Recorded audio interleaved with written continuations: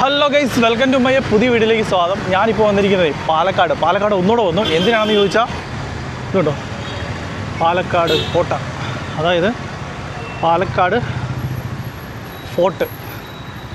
അപ്പോൾ നമുക്ക് ഇതിൻ്റെ ഉള്ളിലോട്ട് പോകാം. ഇവിടെ കുറേ കാഴ്ചകളുണ്ട്. അതിൽ നമുക്ക് ആ കോട്ട കാണുക എന്നുള്ളത് മാത്രമേ ഉള്ളൂ. ഇതിൻ്റെ സൈഡിലായിട്ട് നമുക്ക് ചിൽഡ്രൻസിന് വേണ്ടിയൊക്കെയുള്ള ഒരു പാർക്കൊക്കെ ഉണ്ട്. അതൊന്നും എനിക്ക് താല്പര്യമില്ല. ഇതാ ആ കാണുന്നതാണ് ചിൽഡ്രൻസ് പാർക്ക്. അതായത് കുട്ടികൾക്കൊക്കെ വന്നിരിക്കാനും കളിക്കാനും ഒക്കെ പറ്റുന്നൊരു സംഭവമാണ്. നമ്മൾ അതിനല്ല വന്നേ, നമ്മൾ ടിപ്പു സുൽത്താൻ്റെ കോട്ട കാണാൻ വന്നതാണ്. ടിപ്പു സുൽത്താൻ്റെ അല്ല, ടിപ്പു സുൽത്താൻ്റെ ഫാദർ ഹൈദരാലി, അങ്ങനത്തെ ഒരു പേരാണ്. പുള്ളി പണിത ഒരു ജയിൽ അല്ലെങ്കിൽ കോട്ട. 25 രൂപയുടെ ടിക്കറ്റ്, എൻട്രി പാസ്സാണ്, കുഴപ്പമൊന്നുമില്ല, വെർത്താണ്. അപ്പോൾ ഞാനിതിൻ്റെ ഉള്ളിൽ കയറി. അറിയാമല്ലോ, പാലക്കാട് കോട്ട ടിപ്പു സുൽത്താൻ്റെ ഫാദറിന് വേണ്ടി, അതായത് മൈസൂർ രാജാവിന് വേണ്ടി മൈസൂർ രാജാവ് പണിയെടുപ്പിച്ച കോട്ട എന്നാണ് പറയുന്നത്. അപ്പം എങ്ങനായിരിക്കും എന്തായിരിക്കും എന്നൊക്കെ നമുക്ക് നോക്കാം. ഇതുണ്ടോ, അപ്പം ഇതാണ് കയറി വരുമ്പോഴേ നമ്മൾ കാണുന്ന ഒരു കാഴ്ച. അപ്പം നമുക്ക് ഇവിടുന്ന് മുന്നോട്ട് പോവാം. ഞാൻ ഇതുമായിട്ട് തന്നെ അങ്ങോട്ട് ചെല്ലുന്നത്, അതായത് വീഡിയോ എടുത്തുകൊണ്ട് അങ്ങോട്ട് ചെല്ലുന്നത്. ഇതുണ്ടോ, ഇത് ഞാൻ ഡ്രോൺ വീഡിയോ കണ്ടിട്ടുണ്ട്. ഇതിങ്ങനെ വളഞ്ഞ്, അതായത് ഒരു പ്രത്യേക ഒരു ഇത് ടോപ്പിൽ നിന്ന് നോക്കുമ്പോൾ ഇതൊരു അടിപൊളി ഒരു വ്യൂ ആണ്. കാരണം ഇതൊരു നിർമ്മിച്ചെടുത്തതാണ്, അതായത് ആർട്ടിഫിഷ്യലായിട്ട് നിർമ്മിച്ചെടുത്തേക്കുന്നത്, അതായത് കായലോ കുളമോ ഒന്നുമല്ല. സത്യത്തിൽ ഒരു കോട്ട എന്ന് പറഞ്ഞു കഴിഞ്ഞാൽ അത്രയും ഇതുണ്ട്. ഇതിന് മുകളിലൊന്നും ഒരാൾക്കൊന്നും വലിഞ്ഞു കയറാൻ പറ്റത്തില്ല. അതായത് കയറാവുന്ന രീതിയിലല്ല ഇത് ചെയ്തേക്കുന്നത്. അത്രയും ഇതുണ്ടോ, ഗ്യാപ്പ് പോലും വരാതെ നല്ല സെറ്റായിട്ട് പറഞ്ഞേക്കുന്നതാണ്. ചിലപ്പോൾ നമുക്ക് ഇതിന് മുകളിൽ കയറാൻ പറ്റുമായിരിക്കും. ഞാൻ ആദ്യമായിട്ട് വരുക. അപ്പം നമ്മൾ കഴിഞ്ഞ വരവിന് പോയത് ഇവിടെ ആയിരുന്നു, ഇവിടെ നമ്മുടെ വരിക്കാശ്ശേരി മനയായിരുന്നു. അപ്പം നമ്മൾ രണ്ടാമത് പിന്നെയും പാലക്കാട് തന്നെ തിരിച്ചു വന്നു. അപ്പം കോട്ടയ്ക്കുള്ളിലേക്ക് പ്രവേശിച്ചു. അതുകൊണ്ടോ, കയറി വരുമ്പം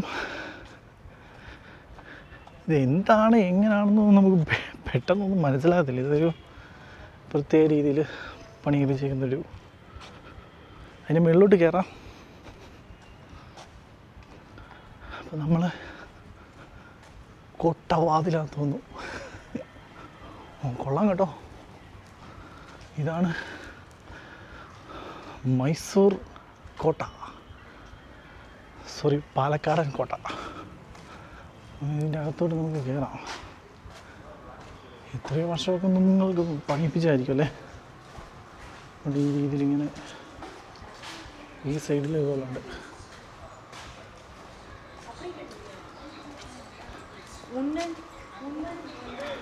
ഇതിൻ്റെ ഉള്ളിൽ ഒരു ക്ഷേത്രമുണ്ട് കേട്ടോ. ഹനുമാൻ്റെ ക്ഷേത്രമാണോ രാമൻ്റെ ക്ഷേത്രമാണോ എനിക്ക് കൃത്യമായിട്ട് അറിയത്തില്ല. അറിയാവുന്നതുണ്ടെങ്കിൽ ഒന്ന് കമൻറ്റ് പറയാം.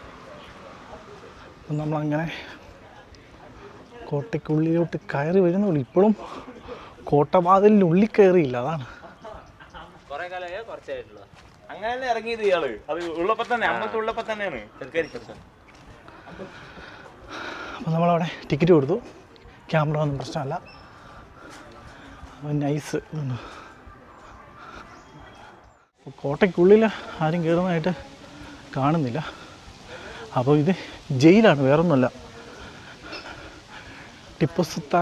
ടിപ്പു സുൽത്താൻ്റെ ഫാദർ ഹൈദരാലി നിർമ്മിച്ച ആ ഒരു കോട്ട എന്ന് പറയുമ്പോൾ മനസ്സിലാകത്തില്ല. ജയിൽ ഇതുണ്ടോ, ജയിൽ അഴികൾ പോലെ. ഇത് കൗണ്ടറിന് എഴുതിയിട്ടുണ്ട് കേട്ടോ. നമുക്ക് പഴയ സിനിമകളിലൊക്കെ കണ്ടിട്ടുള്ള പോലെ ഇതുണ്ടോ, കൗണ്ടർ. ഉള്ളിലത്തെ വ്യൂ ഒന്നും അങ്ങനെ കാണാൻ പറ്റില്ല എന്ന് എനിക്ക് തോന്നുന്നു. ജയിലിൻ്റെ ഏകദേശം ഒരു അഴികൾ പോലെയൊക്കെ എന്തോ ഹിന്ദിയിൽ എഴുതി വെച്ചിട്ടുണ്ട്. ചേച്ചിമാരൊക്കെ കിടന്ന് ഉറങ്ങുക.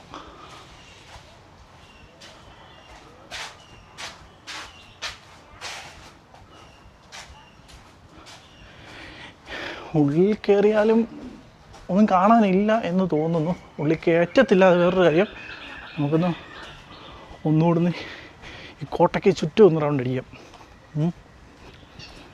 ഇതൊക്കെ വർഷങ്ങൾ പഴക്കമുള്ളൊരു പരിപാടിയാണ് കേട്ടോ. അതുകൊണ്ടാണ് ഇത് വന്ന് എടുക്കുന്നത്. ഇല്ലേ, ഇതൊക്കെ അതിൻ്റെ ഒരു ഓഫീസൊക്കെ എവിടെയൊക്കെ എത്രയോ ആൾക്കാരൊക്കെ ആ കാലഘട്ടത്തിൽ ജോലി ചെയ്തിട്ടുള്ളതായിരിക്കും. എന്താ പറയുന്നത്, ഒരു 10,000-2000 സ്ക്വയർ ഫീറ്റ് വലിപ്പമുള്ള ഒരു പഴയൊരു വീട്. ആ വീടിൻ്റെ ഉള്ളിൽ ഒരു മരം വളർന്ന് ഈ രീതി വളർന്നിരിക്കുന്നു. ആ മരത്തിൻ്റെ വണ്ണം കണ്ടോ, ഇതിങ്ങനെ ഒരു വലിയൊരു വീടാണ്. ഇതിൻ്റെ ഔട്ട് ഹൗസോ അല്ലെങ്കിൽ അന്നത്തെ ആൾക്കാർക്ക് താമസിക്കാനുള്ളൊരു എന്തെങ്കിലും ഒരു ഫെസിലിറ്റിയോ എന്തെങ്കിലും ആയിരുന്നായിരിക്കും. ഒരു ജയിൽ പോലെയൊക്കെ തന്നെ തോന്നുന്നു കേട്ടോ. ജയിലിൻ്റെ എല്ലാം ഇതും തോന്നുന്നു. എല്ലാം ഇഴിഞ്ഞു പൊളിഞ്ഞു പോയി. ഇതാ ഞാൻ പറഞ്ഞുകൊണ്ടോ, മരം വളർന്നിരിക്കുന്നത്. ശരിക്കും പറഞ്ഞാൽ ഒരു പുരാവസ്തുവാണ്, പക്കാ പുരാവസ്തു. അപ്പോൾ നമുക്കിനി നേരെ ഫ്രണ്ടിൽ ചെല്ലാം. ആ മാവിൻ്റെ ശിഖരം അത് നിലത്ത് വന്ന് മുട്ടി ഇങ്ങനെ വേറൊരു മാവായിട്ട്.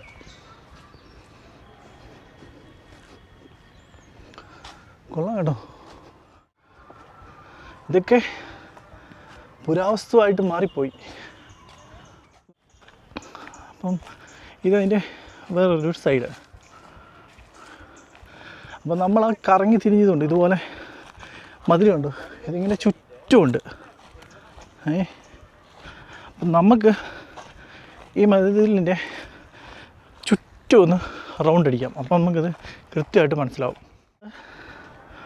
കോട്ടയ്ക്ക് ചുറ്റും ഒന്ന് വട്ടമടിക്കുകയാണ്. അപ്പോൾ ശരിക്കും പറഞ്ഞാൽ ഈ കോട്ടയുടെ ഓരോ മൂലകളിൽ ചെല്ലുമ്പോഴും ഒരു ചെറിയൊരു ഒരു സംഭവമുണ്ട്. ഇത് നമ്മുടെ കോട്ടയുടെ ഒരു സൈഡ്, ഒരു മൂല എന്ന് പറയാം.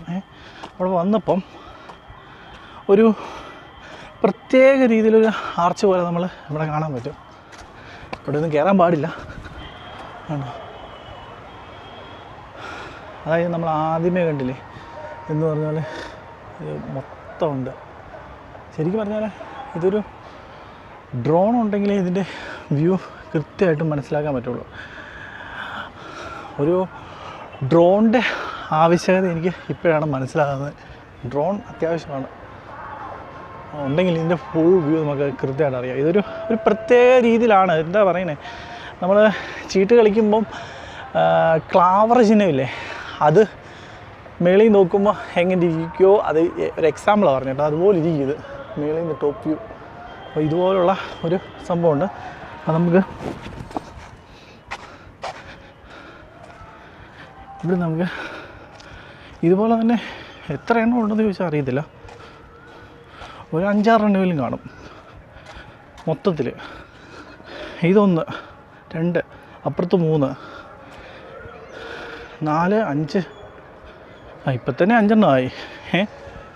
ഒരു എൽ ഷേപ്പ് കണ്ടപ്പോൾ തന്നെ 5 ആയി. ഇനി ഒരു എൽ ഷേപ്പും കൂടെ വരാനുണ്ട്. അപ്പം 10 വരുമായിരിക്കും. ഇങ്ങനെയാണ് എൻ്റെ ഒരു ജയിൽ ചാടാതിരിക്കാൻ വേണ്ടി പണി കഴിപ്പിച്ച കേട്ടോ. ഇത് പാലക്കാട് പട്ടണത്തിൻ്റെ നടുക്കാണെന്നാണ് ഓർക്കണം. വേറൊരു സൈഡിൽ വന്നു. ഇതുപോലെ തന്നെയാണ്, ഒരു പ്രത്യേക രീതിയിൽ ഇങ്ങനെ ഫുള്ള് സെറ്റ് ചെയ്ത് വെച്ചിരിക്കുക. ഇത് നമ്മളെ താഴെ നിന്ന് കണ്ട അമ്പലമില്ലേ, ആ അമ്പലത്തിൻ്റെ മേളുഭാഗമാണ്. അതിൻ്റെ മേളിലൊരു ഇതുണ്ട്. അപ്പം ഹനുമാൻ്റെ അമ്പലമാകാൻ സാധ്യതയുള്ളൂ. ഞാനത് കണ്ടത് ഹനുമാനെയാണ് മൊത്തം കണ്ടത്.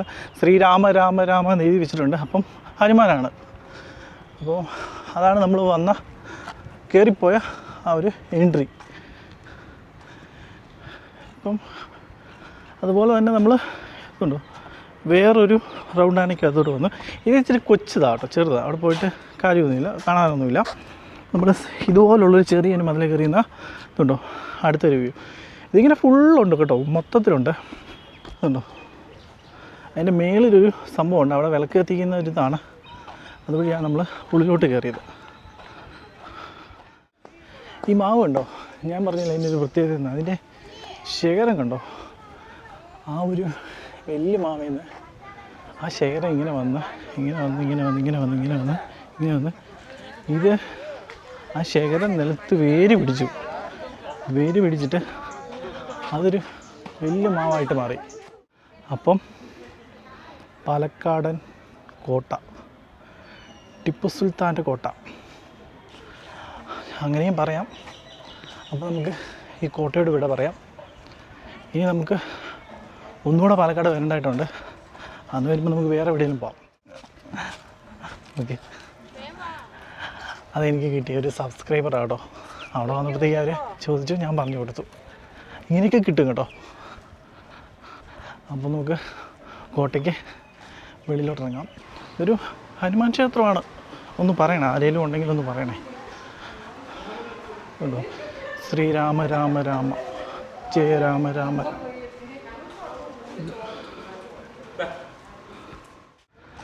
അങ്ങനെ നമ്മൾ ആ കോട്ടയുടെ വെളിയിൽ വന്നു. കോട്ടയുടെ വെളിയിൽ വന്നപ്പോഴത്തേക്കും കുറച്ചുകൂടെ ഒരു എന്താ പറയുന്നത്, അതിൻ്റെ ആ ഒരു ഡിസൈൻ എങ്ങനെയാണെന്നൊക്കെ മനസ്സിലായി. ഇത് ആ പോകുന്ന വഴിയാണ് നമ്മൾ പോയത്. അപ്പം ടിപ്പു സുൽത്താൻ്റെ അച്ഛൻ ഹൈദരാലി എന്ന് പറയുന്ന ആൾ ഉണ്ടാക്കിയൊരു കോട്ട അല്ലെങ്കിൽ ജയിലാണ് നമ്മൾ ഇത്രയും നേരം കണ്ടത്. അപ്പോൾ സംഭവം കൊള്ളാം, വന്ന് കാണാനുള്ളതൊക്കെ സംഭവമുണ്ട്. ഇത് കണ്ടില്ലേ, സംഭവമുണ്ട്, ഒന്നും പറയാനില്ല. 25 രൂപയുടെ പാസ്. പാലക്കാട് ബസ് സ്റ്റാൻഡിൽ വന്നിറങ്ങിയിട്ട് 1 കിലോമീറ്റർ നടന്നു വരാനുള്ളേ ഉള്ളൂ, അല്ല ഓട്ടോ പിടിച്ച് തരാനുള്ള ദൂരമേ ഉള്ളൂ. അപ്പം സംഭവം അടിപൊളിയാണ്. അപ്പോൾ കൂടുതലൊന്നും പറയാനില്ല, അടുത്ത വീഡിയോ കാണാം.